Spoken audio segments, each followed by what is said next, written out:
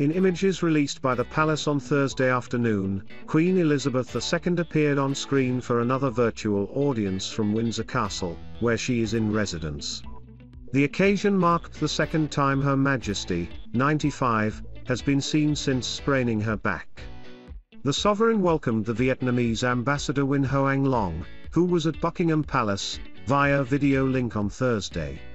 During the audience, the ambassador presented his credentials and the letters of recall of his predecessor. The ambassador was joined by his wife Vu Huong Giang for the occasion. For the audience, the Queen donned her signature pearl necklace and accessorized her turquoise dress, with black collar detail with a sparkly brooch. The engagement comes after concerns were raised for Her Majesty's health after she cancelled a number of appearances over the past month. Her Majesty's appearance at the Remembrance Sunday service at the Cenotaph last weekend was cancelled, as she had sprained her back. Buckingham Palace said she was disappointed she had to cancel her plan to attend. Shortly before the service, the palace issued a statement reading, "The Queen, having sprained her back, has decided this morning with great regret that she will not be able to attend today's Remembrance Sunday service at the Cenotaph. Her Majesty is disappointed that she will miss the service." Her son Prince Charles, 73, laid a wreath at the service on her behalf. On Wednesday, the Queen returned to public duties after the cancellation by hosting General Synod Carter at Windsor Castle. She greeted the most senior military officer in the oak room of the castle and donned an autumnal floral dress for the occasion. The meeting was to acknowledge General Synod's step down from his role as the professional head of the armed forces. In recent weeks, Her Majesty missed the General Synod service and opening session and the annual Festival of Remembrance. She has cancelled trips to Northern Ireland and Glasgow. He said the Queen is all right, but once you get to 95 it's not quite as easy as it used to be. More to follow. Speaking from Jordan, Prince Charles commented that the Queen, 95, is all right, thank you very much. He told Sky News royal correspondent Rhiannon Mills, "Once you get to 95, it's not quite as easy as it used to be." The oldest heir apparent in British history exclaimed, "It's bad enough at 73." Prince Charles and Camilla, Duchess of Cornwall, are currently in Jordan, hosted by Queen Rania, during a royal overseas tour. The Prince of Wales and Camilla arrived in Amman on Tuesday, and visited the ancient city of Gadara on Wednesday morning. They traveled to Qais, and were given vials of water from the river in which Jesus is believed to have been baptized.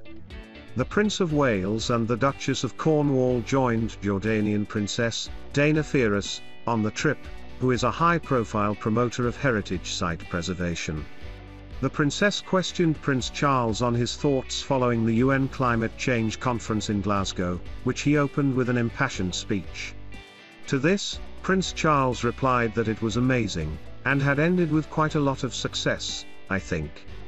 This royal tour is the first major trip undertaken by senior royals since the start of the COVID-19 pandemic. Prince Charles's trip and his comments come as his mother, the Queen, holds her first audience for weeks at Windsor Castle. She welcomed General Synod Carter, the outgoing Chief of Defence Staff, at her Berkshire home on Wednesday. Her Majesty did not attend the Remembrance Sunday service at the Cenotaph after injuring her back just before the event.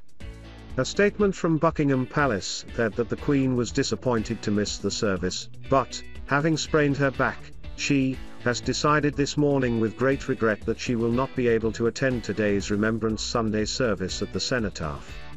The palace had previously described Her Majesty TM's firm intention to attend after missing a slew of public engagements since the latter half of October. The Queen spent a night in hospital in central London on October 20, but returned home to Windsor Castle promptly after preliminary tests. It was her first overnight stint in hospital in 8 years. It followed a last-minute cancellation to her planned visit to Northern Ireland earlier in October, where she was to attend a service in Armagh to mark the centenary of the creation of Northern Ireland. Her Majesty also opted to address the delegates of the COP26 UN Climate Change Conference in Glasgow via pre-recorded message, rather than travel to Scotland with other senior royals. The Queen TM's absence at these high-profile meetings, instead represented by members of the royal family in her stead, has highlighted a pattern of senior royals stepping up and taking on increased responsibility as the Queen TM's health falters. Prince Charles, the heir apparent, is one of these prominent working royals who is shouldering more of the royal responsibilities as the Queen ages. His son, Prince William, and Kate, Duchess of Cambridge, have stepped further into the spotlight of royal engagements in recent months alongside the Prince of Wales. Prince Harry yesterday released a statement on the Archewell website, which says he is working to tackle fake news. The statement said, Prince Harry, the Duke of Sussex, co-founder of Archewell, joined a group of his colleagues who have been working together for more than half a year to release an ambitious report on tackling the growing mis- and disinformation problem in technology, media, and social media. The report gives a list of 15 recommendations for leaders to consider adopting across the public, private and non-profit sectors. Among the recommendations are the need for social media transparency and disclosure, as well as a new proposal regarding social media immunity.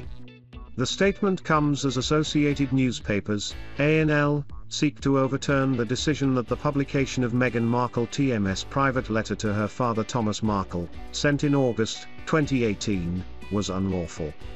The Duchess apologized to the Court of Appeal last week for allegedly forgetting email exchanges with her communications secretary, Jason Cenotaph, ahead of his meeting with the authors of Finding Freedom Trademark, an unofficial biography of the Sussexes.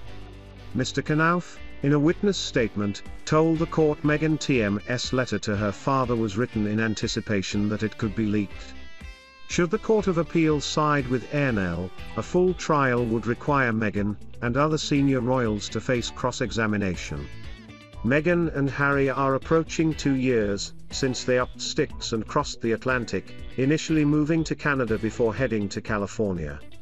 Pod Save the Queen is hosted by Zoe Forsey and features Daily Mirror royal editor Russell Myers.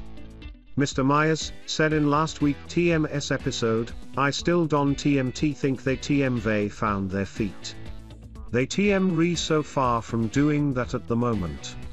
They just seem to be fighting so many battles on so many levels. They TM still trying to work out where they are. It TMS a tricky business. They TM finding it quite hard on their own, I think. He added the ongoing court case has been a pretty bruising experience for the Sussexes. Meghan and Harry TM's Archewell website leads with the tagline, each of us can change our communities. All of us can change the world. They both have big plans to make a real difference in numerous projects, ranging from the Invictus Games to working with mental health charities.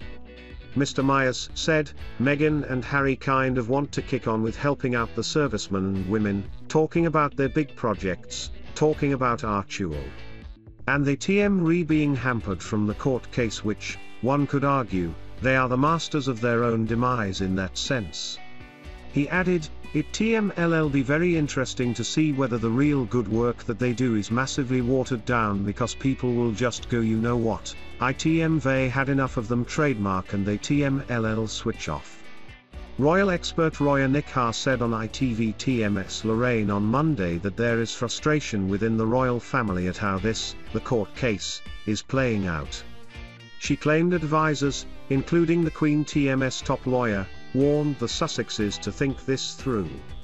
Ms. Nikhar added, if this goes all the way, think what could come out. Text messages, disclosure of all of that.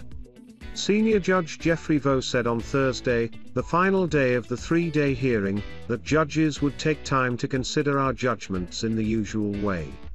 Both sides of the argument would be examined, he said, with great care. To subscribe to Pod Save the Queen, go to your normal podcast provider.